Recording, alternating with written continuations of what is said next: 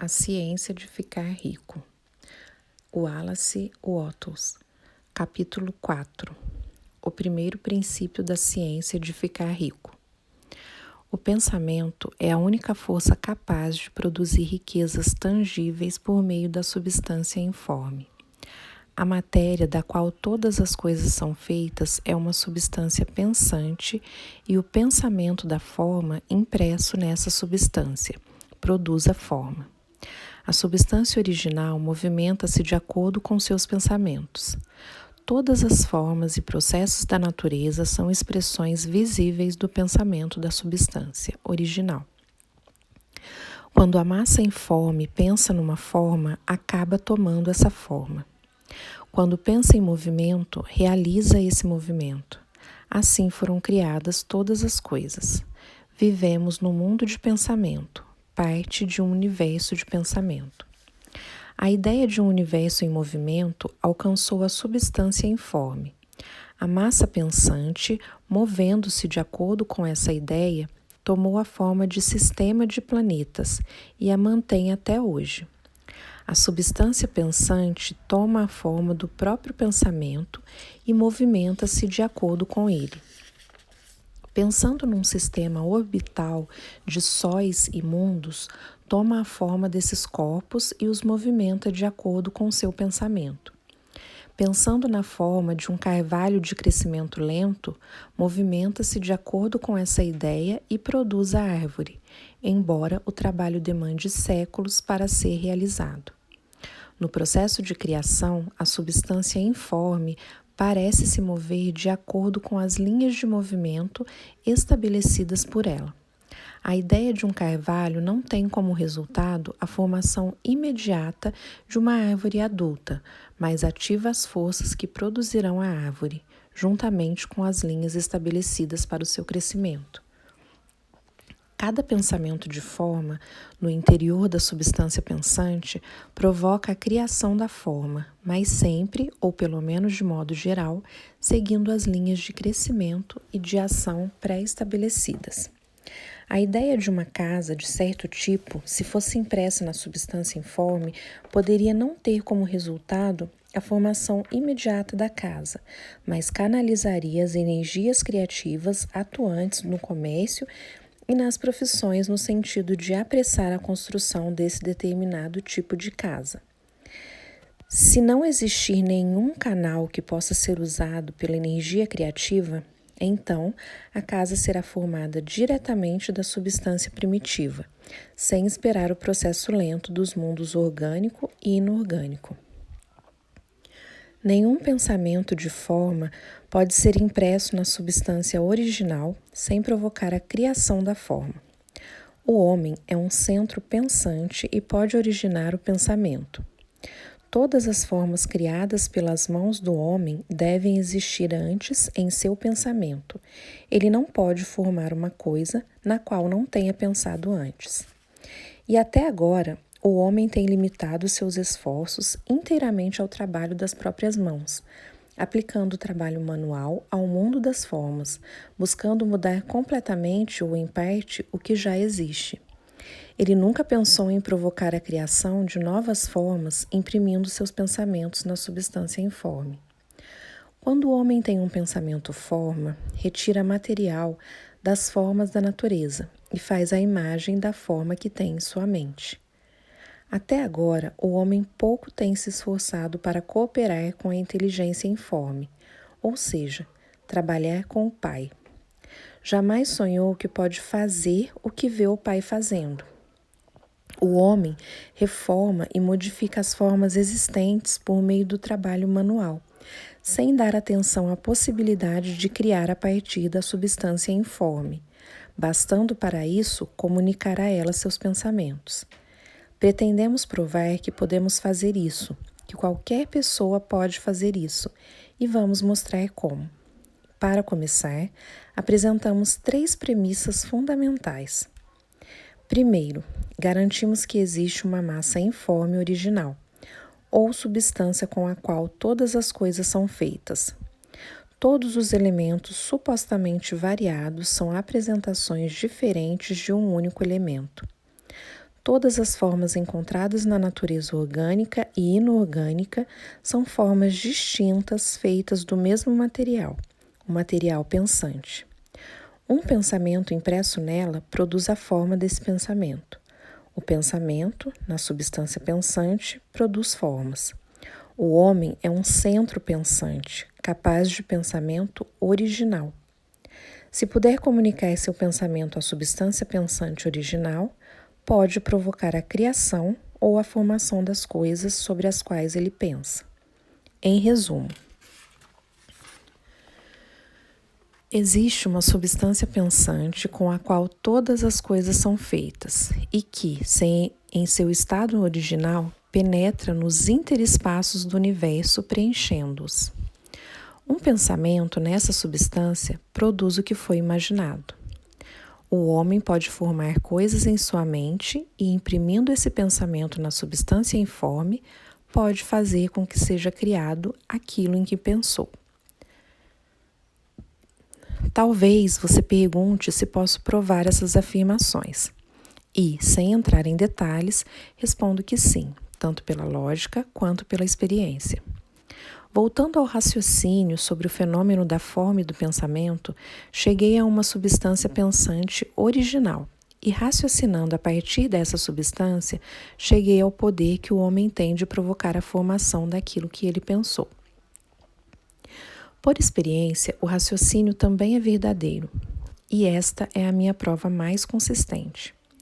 Se alguém que ler este livro conseguir enriquecer fazendo o que ele manda, isso é uma prova de minha afirmação. Mas se todos os homens que obedecem às normas aqui descritas ficarem ricos, é uma prova positiva, até aparecer alguém que seguiu as normas descritas e não enriqueceu. A teoria é verdadeira até que o processo venha a falhar, e este processo não falhará, pois todos aqueles que fizerem exatamente o que este livro manda ficarão ricos. Eu disse que as pessoas ficam ricas agindo de modo certo, e para conseguir isso é preciso pensar de acordo. O modo pelo qual uma pessoa age é resultado direto do modo como ela pensa a respeito das coisas. Para fazer algo do modo que desejamos, temos de adquirir a habilidade de pensar do modo que queremos pensar. Este é o primeiro passo para ficar rico. Pensar o que queremos implica pensar a verdade, independentemente das aparências. Todo homem tem o poder natural e inerente de pensar o que quer, mas isso exige mais esforço do que ter pensamentos induzidos pelas aparências. Pensar de acordo com as aparências é fácil. Pensar a verdade, independentemente das aparências, é trabalho e implica maior esforço do que qualquer outro trabalho. De modo geral, as pessoas procuram evitar a todo custo o trabalho de manter um pensamento durante algum tempo. É o trabalho mais árduo do mundo, especialmente quando a verdade é contrária às aparências. Toda aparência no mundo visível tende a produzir uma forma correspondente na mente que a observa, e isso só pode ser evitado mantendo o pensamento na verdade. O exame da aparência de uma doença produz a forma da doença em nossa mente e, por fim, no corpo, a não ser que possamos manter o pensamento na verdade, que nos diz que não existe doença alguma, que é apenas uma aparência e que a verdade é a saúde.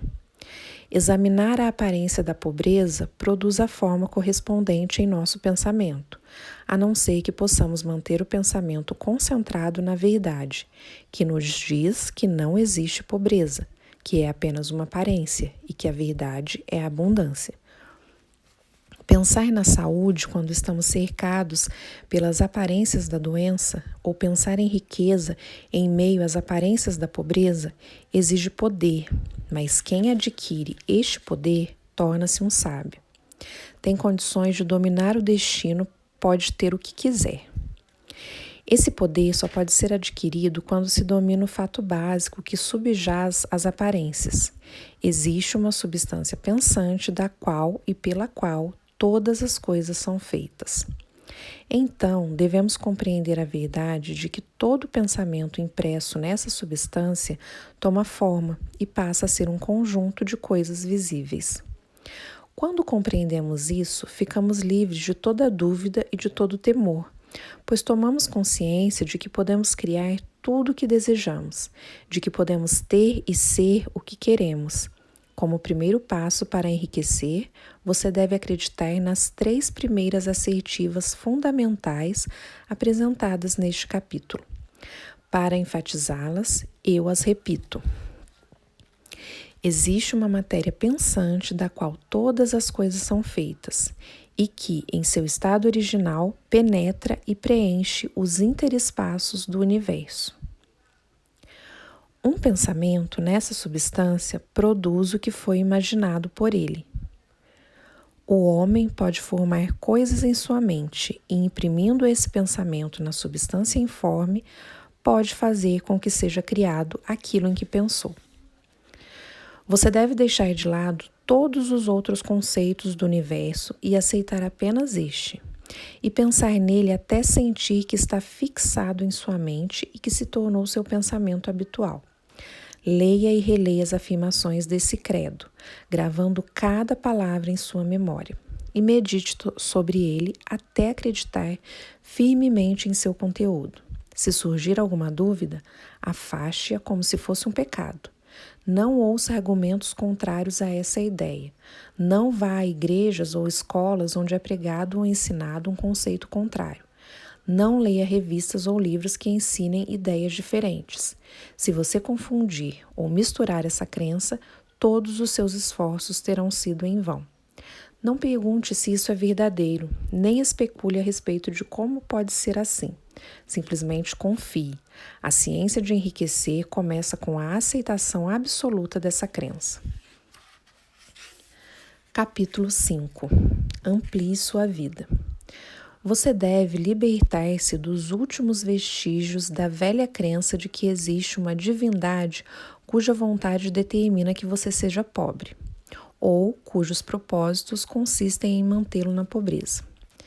A substância inteligente, que é tudo, está em tudo, vive em tudo e vive em você, é uma substância viva, consciente. Por ser uma substância viva e consciente, deve ter o desejo natural, inerente de todas as inteligências vivas, que é o de ampliar a vida. Todas as coisas vivas devem procurar constantemente a ampliação da própria vida, porque a vida, no simples ato de viver, deve ampliar-se sempre. Uma semente posta no solo entra em atividade e, no ato de viver, produz outras 100 sementes. A vida, pelo ato de viver, multiplica-se. Está sempre se tornando mais. Tem de fazer isso para continuar a ser. A inteligência tem essa mesma necessidade constante de se expandir e crescer. Cada pensamento torna necessário outro pensamento. A consciência está em constante expansão. Cada fato que aprendemos nos leva a aprender outro fato. O conhecimento está em contínuo crescimento. Cada talento que cultivamos traz à mente o desejo de cultivar outro talento.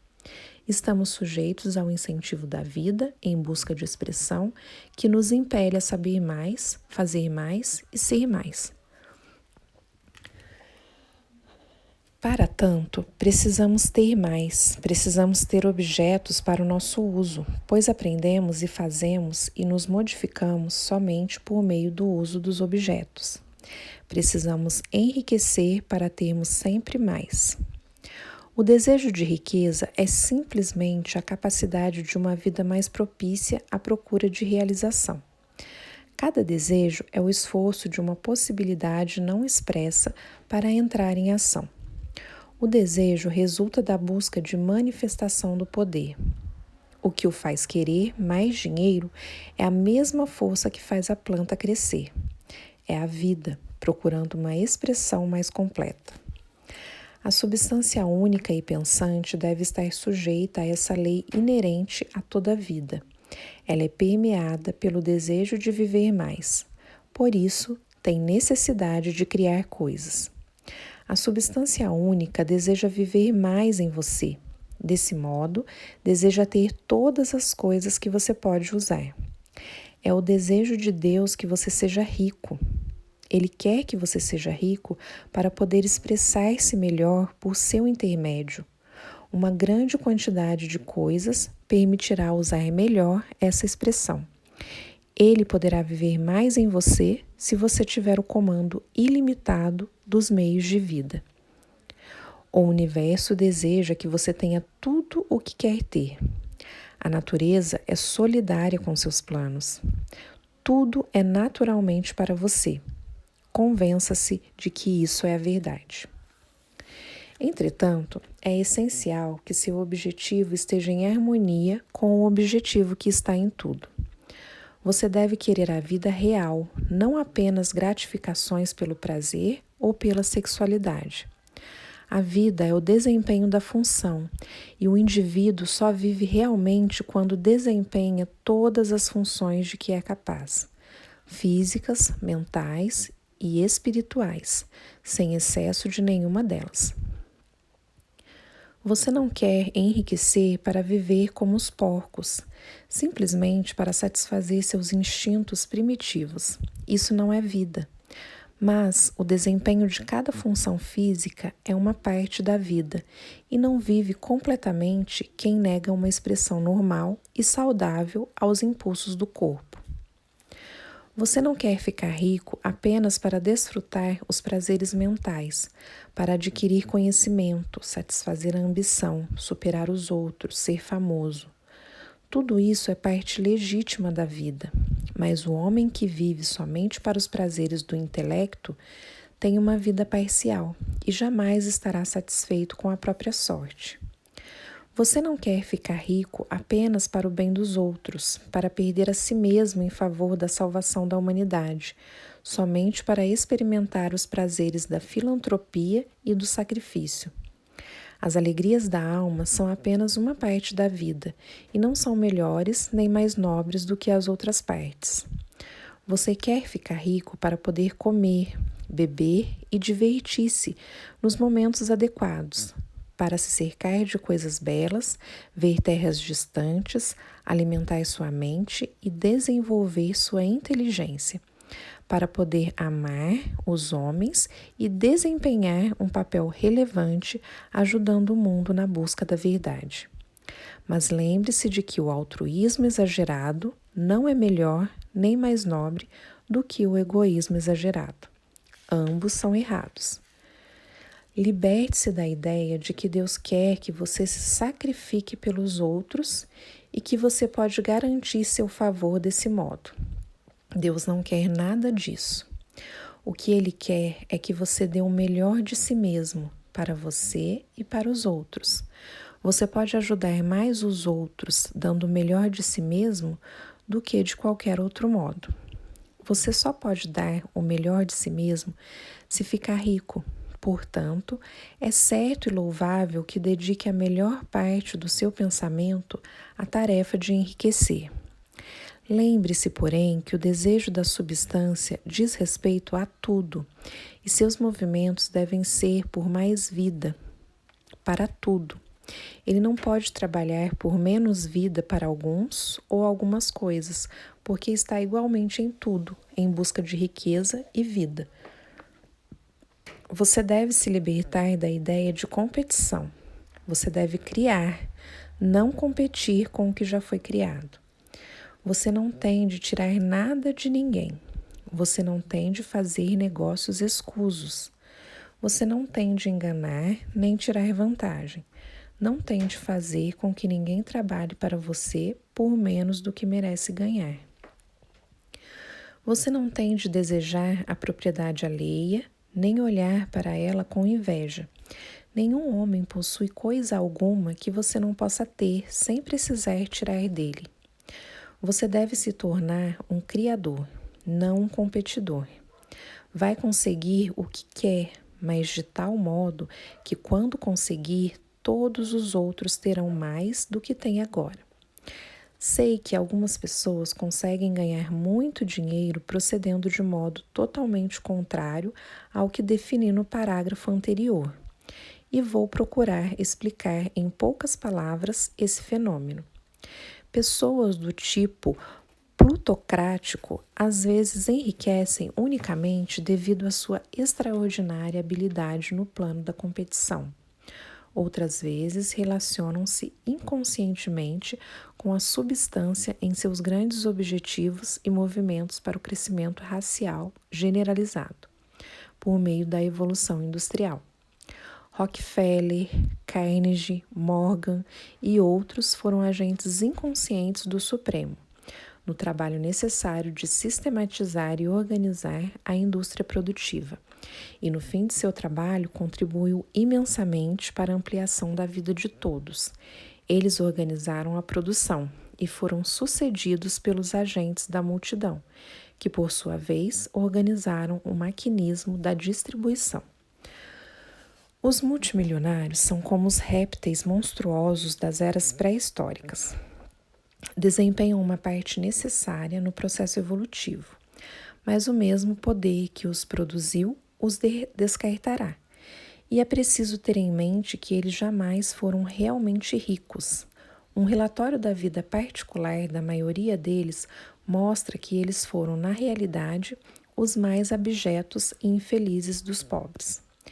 A riqueza firmada no plano competitivo nunca é satisfatória ou permanente.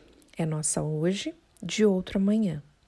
Lembre-se, se você quer ficar rico cientificamente e com segurança, deve libertar-se por completo do pensamento competitivo.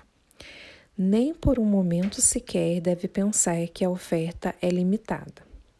Logo que você começa a pensar que o dinheiro é controlado pelos banqueiros e por outras pessoas e que você deve se esforçar para fazer com que sejam aprovadas leis contra esse processo e assim por diante, nesse momento você mergulha na mente competitiva e seu poder de criar desaparece.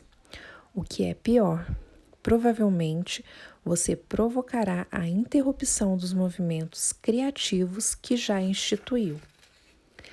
Saiba que existe uma quantidade incontável de ouro, no valor de milhões e milhões de dólares, nas montanhas da Terra, ainda não descoberta, e saiba que se não existisse, mais seria criado da substância pensante para atender às suas necessidades. Saiba que o dinheiro que você precisa virá, nem que seja necessário que milhares de homens sejam levados à descoberta de novas minas de ouro amanhã. Nunca olhe para as provisões invisíveis. Olhe sempre para as riquezas ilimitadas da substância informe e saiba que elas estão vindo em sua direção tão depressa quanto você pode recebê-las e usá-las. Ninguém pode impedi-lo de conseguir o que é seu, limitando as provisões visíveis. Portanto, nunca pense, nem por um instante sequer, que se não se apressar, todos os melhores locais estarão tomados antes que você comece a construir sua casa.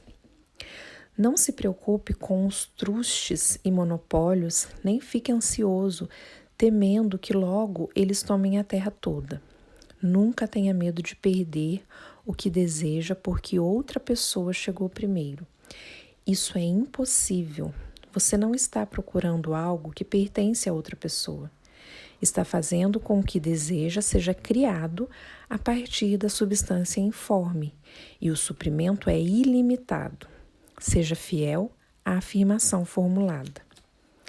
Existe uma matéria pensante da qual todas as coisas são feitas e que, em seu estado original, penetra e preenche os interespaços do universo.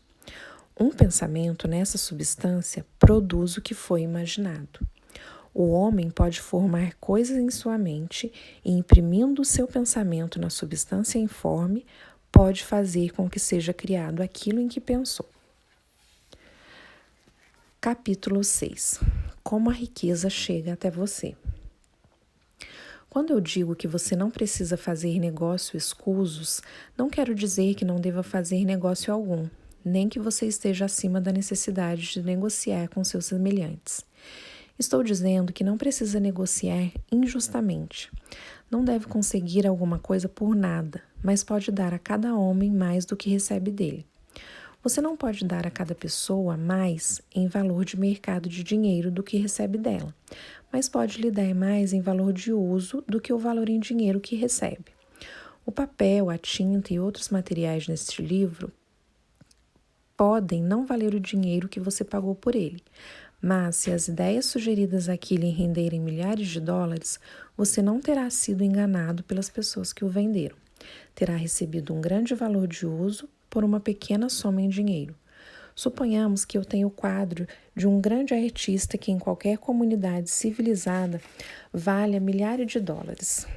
Eu o levo à Baía de Baffin e, usando a arte de vender, convenço um esquimó a trocá-lo por peles no valor de 500 dólares.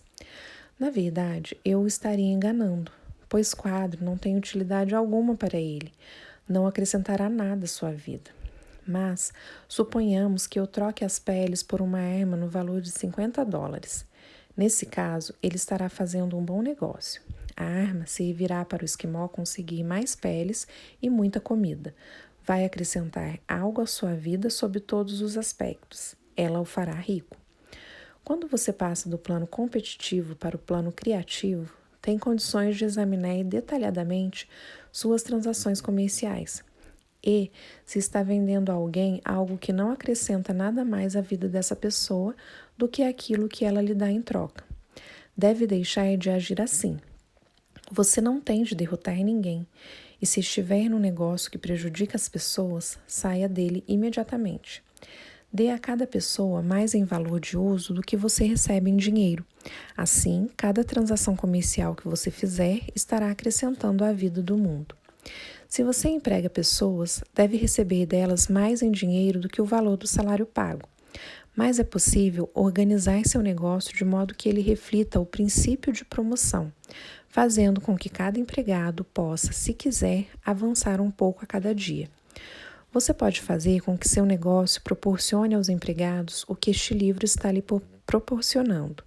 Pode conduzir seu negócio de modo que ele se torne uma espécie de escada, por meio da qual cada empregado pode subir para a riqueza.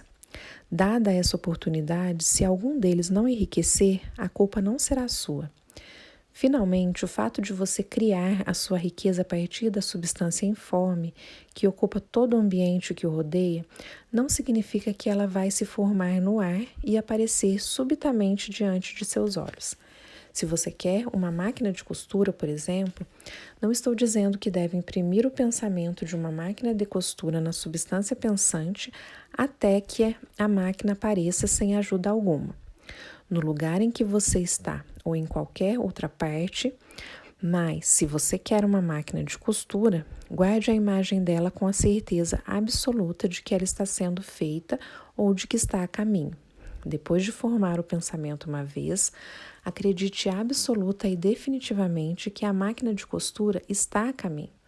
Nunca pense ou fale nela a não ser com a certeza de que vai chegar. Afirme que ela já é sua.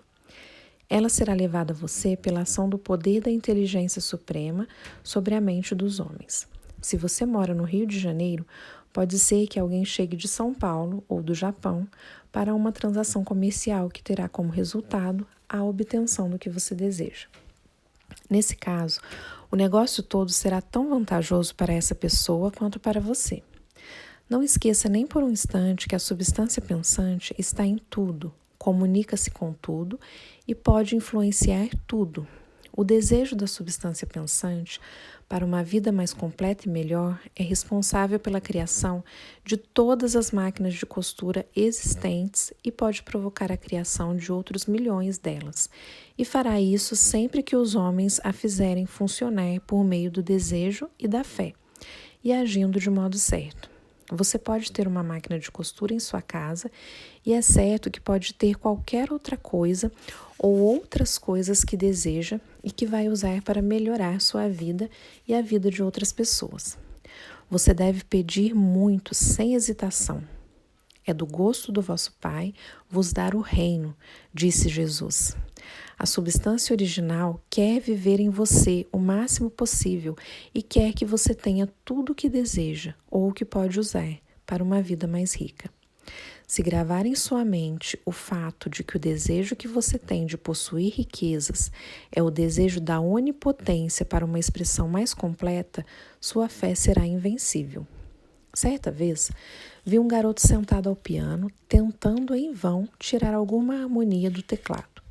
Percebi que ele estava revoltado por não poder tocar.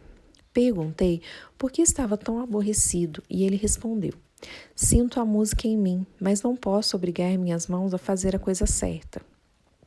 A música nele era o estímulo da substância original, contendo todas as possibilidades de vida. Tudo que existe de música procurava expressar-se por meio daquela criança. Deus, a substância única, procurava viver e deleitar-se com as coisas por intermédio da humanidade. Ele diz: quero mãos para construir belas estruturas, para tocar harmonias divinas, para pintar quadros gloriosos. Quero pés para levar minhas mensagens, olhos para ver as minhas belezas, línguas para dizer a poderosa verdade e para entoar canções magníficas, e assim por diante. Tudo que existe como possibilidade procura se expressar por meio do homem. Deus quer que todos que podem tocar música tenham pianos e todos os outros instrumentos e os meios para cultivar ao máximo seus talentos. Quer que todos aqueles capazes de apreciar a beleza possam se cercar de coisas belas. Quer que os homens que percebem a verdade tenham todas as oportunidades para viajar e observar. Quer que todos aqueles que apreciam roupas vistam-se bem e os que apreciam boa comida tenham o melhor em alimentos. Ele quer tudo isso porque é Ele próprio quem se deleita e aprecia todas as coisas. É Deus quem quer tocar, cantar e desfrutar a beleza, proclamar a verdade, usar roupas finas e deliciar-se com toda a boa comida. É Deus que trabalha em você para querer e fazer, disse Paulo. Seu desejo de riqueza é o infinito procurando se expressar em você, como buscava se expressar no garotinho ao piano. Portanto, você pode pedir amplamente, sem hesitação. Seu papel consiste em focalizar e expressar os desejos de Deus. Muitas pessoas têm dificuldade de lidar com essa questão. Elas ainda guardam vestígios da ideia de que a pobreza e o autossacrifício são agradáveis a Deus. Veem a pobreza como uma parte do plano, uma necessidade da natureza. Para elas, Deus concluiu seu trabalho, fez todo o possível e a maioria dos homens deve ser pobre porque não há riqueza suficiente para todos. Apegam-se tanto a essa ideia equivocada que têm vergonha de pedir riqueza. Procuram não desejar mais do que uma competência modesta, o suficiente para uma vida relativamente confortável. Lembro-me agora do caso de um estudante a quem pediram para definir mentalmente o que ele desejava para que o pensamento criativo pudesse ser impresso na substância informe. Ele era muito pobre, morava numa casa alugada, tinha apenas o que ganhava a cada dia e não conseguia compreender que todas as riquezas do mundo lhe pertenciam. Assim, depois de pensar no assunto, resolveu que seria razoável pedir um tapete novo para o melhor quarto de sua casa e um aquecedor a carvão para esquentar a casa no inverno. Seguindo as instruções deste livro, em poucos meses ele conseguiu os dois objetos e então começou a achar que não havia pedido bastante. Andou por toda a casa, planejando as melhorias que desejava fazer, acrescentando mentalmente uma janela aqui, um quarto ali, até ter em mente a imagem completa da casa ideal. Depois, planejou a decoração. Conservando o quadro completo na mente, ele passou a agir de modo certo, caminhando na direção do que ele queria. Hoje, ele é proprietário da casa e está reformando de acordo com as formas de sua imagem mental. Agora, com uma fé muito maior, ele continua pedindo, a fim de obter outros bens. Aconteceu com ele, de acordo com a sua fé, e o mesmo pode ocorrer com você e com todos nós. Capítulo 7. Gratidão. O exemplo apresentado no capítulo anterior certamente mostra ao leitor que o primeiro passo para enriquecer consiste em enviar a ideia de nossos desejos para a substância informe. Isso é verdade, e o leitor verá que para fazer isso é necessário ter um relacionamento harmonioso entre a pessoa e a inteligência informe. Garantir esse relacionamento harmonioso é uma questão de importância tão vital e básica que dedicarei algum espaço neste livro a esses comentários e darei instrução que, se forem seguidas, certamente levarão o leitor a uma união mental com Deus. Todo o processo de ajustamento mental e de reparação pode ser resumido numa única palavra: gratidão. Primeiro, você acredita que existe uma substância inteligente da qual todas as coisas procedem. Em seguida, entende que essa substância lhe dá tudo o que você deseja. E, finalmente, você se relaciona com ela por meio de um sentimento de profunda e verdadeira gratidão. Muitas pessoas que conduzem suas vidas corretamente em todos os outros aspectos continuam pobres por falta de gratidão. Tenho recebido uma dádiva de Deus. Cortam os fios que aprendem a Ele quando deixam de agradecer e reconhecer a graça recebida. É fácil compreender que quanto mais perto estivermos da fonte da riqueza, mais riqueza receberemos. E é fácil compreender também que a alma eterna, grata, vive mais perto de Deus do que aquela que jamais se volta a Ele para agradecer e reconhecer os benefícios recebidos. Quanto maior a gratidão com que fixamos nossas mentes no Supremo, sempre que algo de bom nos acontece, mais coisas boas receberemos e mais rapidamente elas chegarão até nós. Isso acontece simplesmente porque a atitude mental de gratidão aproxima a mente da fonte das dádivas. Se a ideia de que a gratidão faz com que a mente se aproxime com mais harmonia das energias criativas do universo é nova para você, pense nela e verá que é verdadeira. As boas coisas que possui chegaram até você seguindo a linha de obediência a certas leis. A gratidão levará sua mente aos caminhos percorridos por essas dádivas, aproximando-o harmoniosamente do pensamento criativo e evitando que se desvie para o pensamento competitivo. Só a gratidão pode manter seus olhos na direção do todo, evitando que caia no erro de pensar que o suprimento é limitado, pois fazer isso seria fatal para suas esperanças. Existe uma lei da gratidão que deve ser estritamente observada para você alcançar os resultados que procura.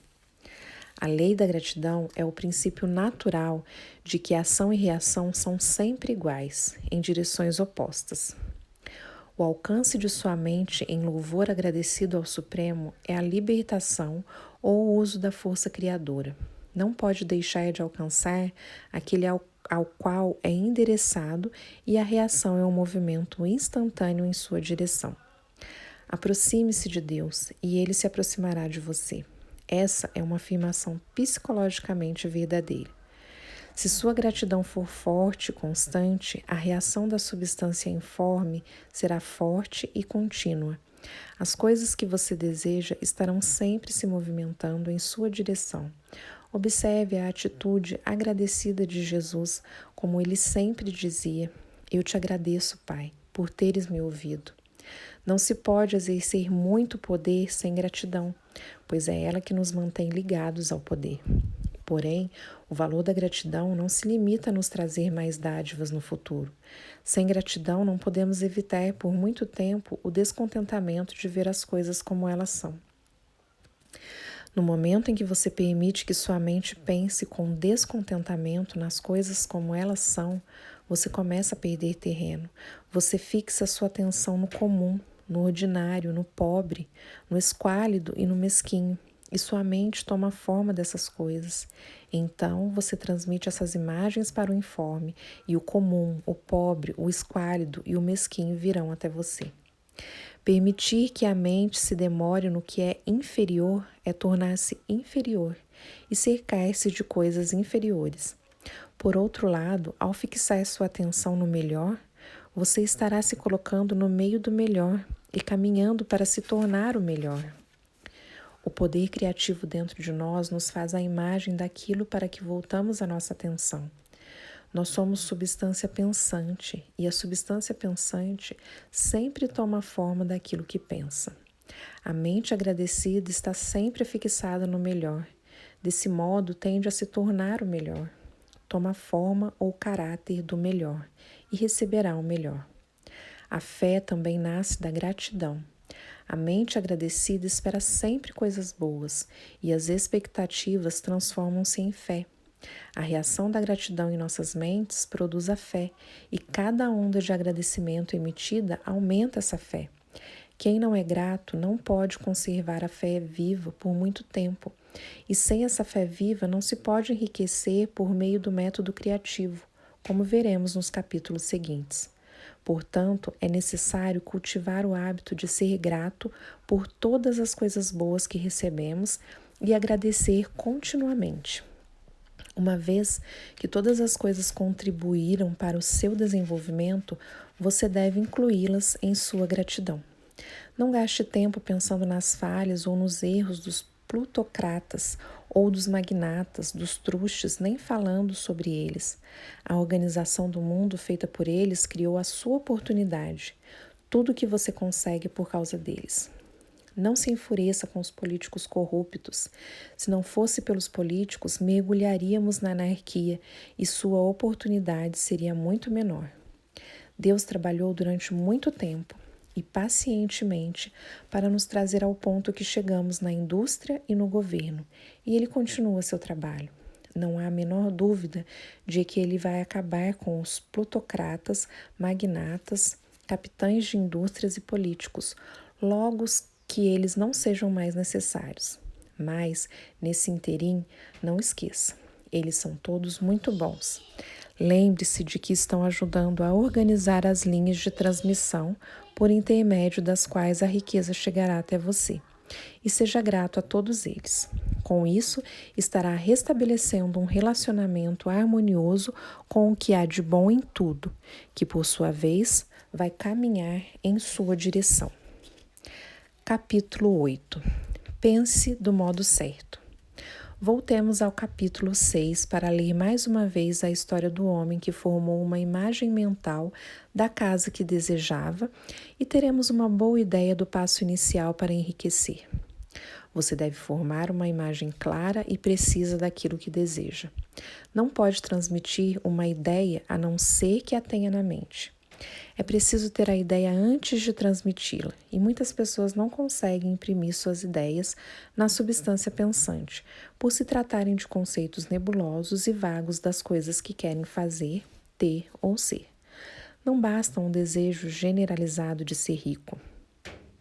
Para que seja eficiente, todos têm esse desejo. Não basta querer viajar, ver coisas, viver mais, etc. Todo mundo deseja isso também. Quando você envia um telegrama a um amigo, não remete as letras em ordem alfabética para que ele construa a mensagem. Também não escolhe palavras ao acaso no dicionário. Você envia uma frase coerente, uma frase com sentido. Quando você tentar imprimir seus desejos na substância, lembre-se de que essa impressão deve ser feita por meio de uma declaração coerente. Você deve saber o que quer e ser claro e preciso. Ninguém fica rico ou ativa o poder criativo enviando desejos vagos ou indefinidos. Estude seus desejos como o homem da história estudou sua casa. Veja exatamente o que quer e crie uma imagem clara de como eles devem ser quando se tornarem reais.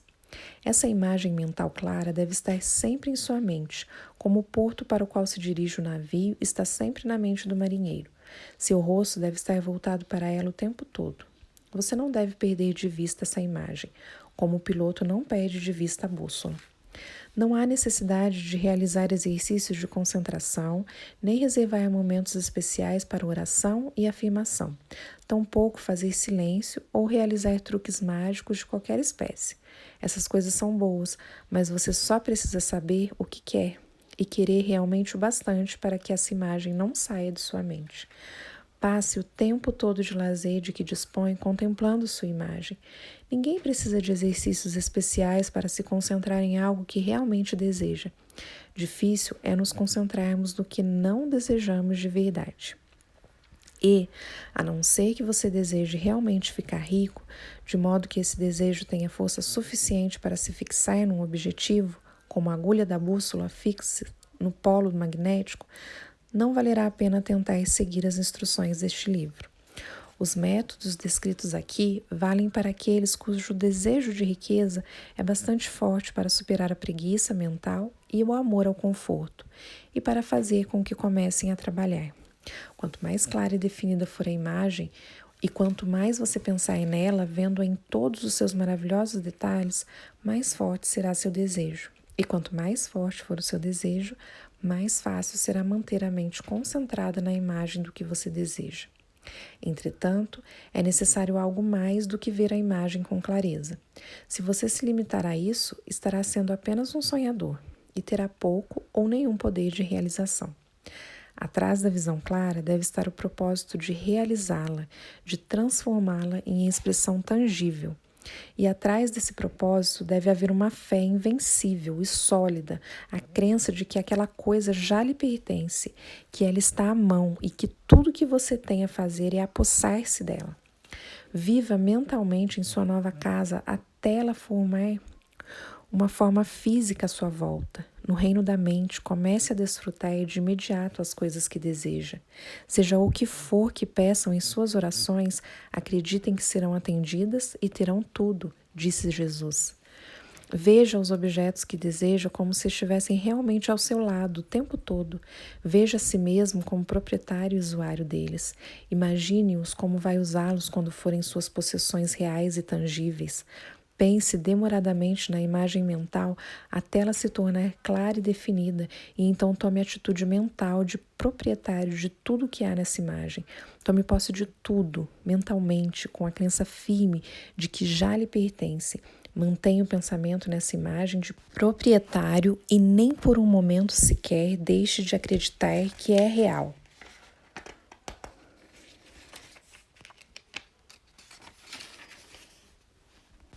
Lembre-se do que foi dito no capítulo anterior sobre gratidão.